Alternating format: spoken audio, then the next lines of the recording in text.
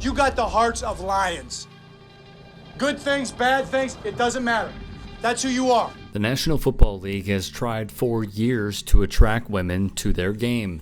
And everybody's talking about what we couldn't do and what we wouldn't do and what we shouldn't do, right? Thus, they put out advertisements like these. They will plaster pink ribbons all over their stadiums to promote Breast Cancer Awareness Month and have NFL players sport pink towels and even pink socks as part of their uniforms. Speaking of, you could buy pink NFL apparel on their NFLshop.com website. While the league's marketing campaigns have appeared to pay off, their care for women have remained in the rear view. Thus, when this ruling came down... This is a blockbuster announcement. The Supreme Court has voted to overturn Roe v. Wade. The court upheld Mississippi's ban on abortions after 15 weeks by a 6-3 vote, and 5 of those justices went even farther, voting to overturn Roe v. Wade itself. The National Football League chose the path of blissful ignorance. Here is a look at their statement. They chose to say and do nothing.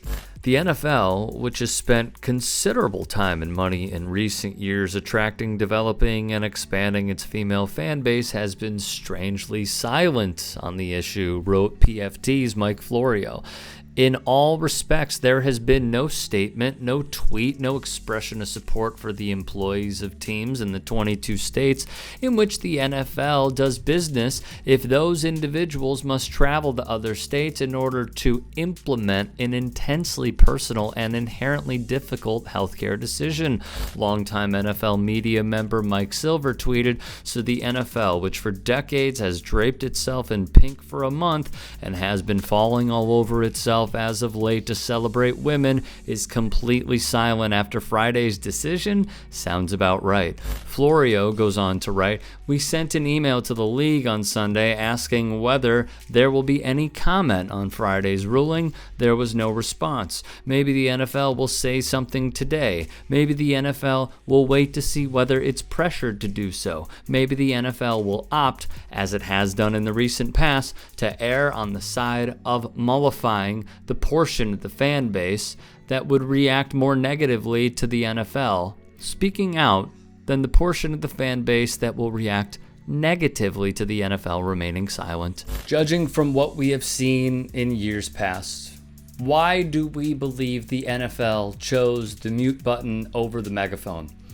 It is because they have had a consistent, let's say, track record with not really putting the importance and good care of their female employees and even their female fans as a priority. Players like Kareem Hunt, who were on video committing acts of violence against women, continue to have longevity through the NFL's soft approach to their own policies. In the same timeline as Hunt's actions, Reuben Foster, a linebacker out of Alabama, was signed by Washington just 3 days after he was arrested on a charge of DV. Deshaun Watson faced lawsuits from 25 different women, ranging from allegations of sexual misconduct, sexual assault, sexual harassment, along with various other charges. The Cleveland Browns made Watson the highest paid player ever in terms of guaranteed money when they signed him to a 5-year, $230 million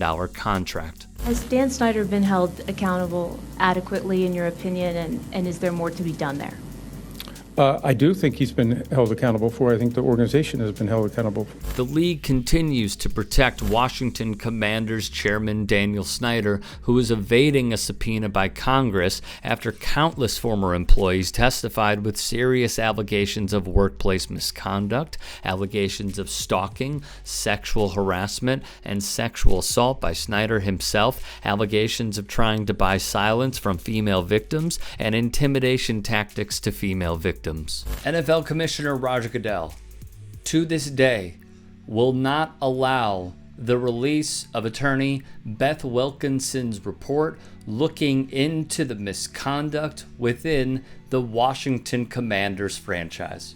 Recall the Black Lives Matter protests of 2020. The NFL released a video with some of its star players advocating for the protests, raising awareness of police brutality, and using their voices on the league's platform. Do you recall how this came about? Because the NFL would prefer if you didn't. The Shield was choosing silence until 27-year-old social media producer Brendan Minter grew frustrated with their lack of action. Minter, on his own accord, reached out to New Orleans Saints wide receiver Michael Thomas via Instagram DM. "I'm an NFL social employee and embarrassed by how the league has been silent this week," he wrote to Thomas. "The NFL hasn't condemned racism. The NFL hasn't said that Black Lives Matter. I want to help you put pressure on and arm you with a video that expresses your voice and what you want from the league. Give me a holler if you're interested in working together."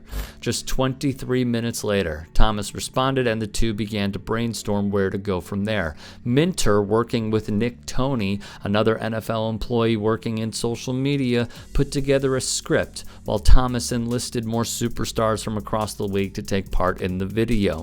Then, if you recall this, "We, the National Football League, believe Black Lives Matter." From his basement, Goodell's hand was forced, and he made this statement.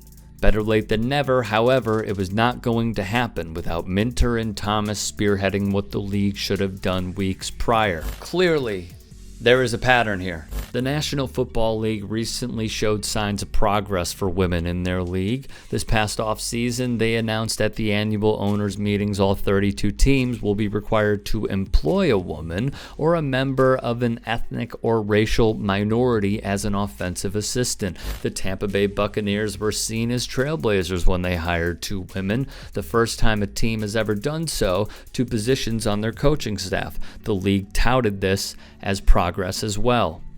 It remains to be seen what exactly it will take for the National Football League to put up a tweet, a post on Facebook, a Snapchat story, a picture on Instagram, because it has not occurred just yet.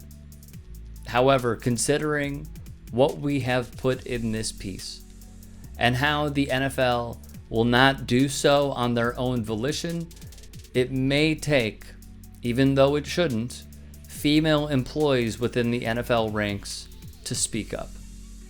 That could be the only thing that works. Until then, crickets.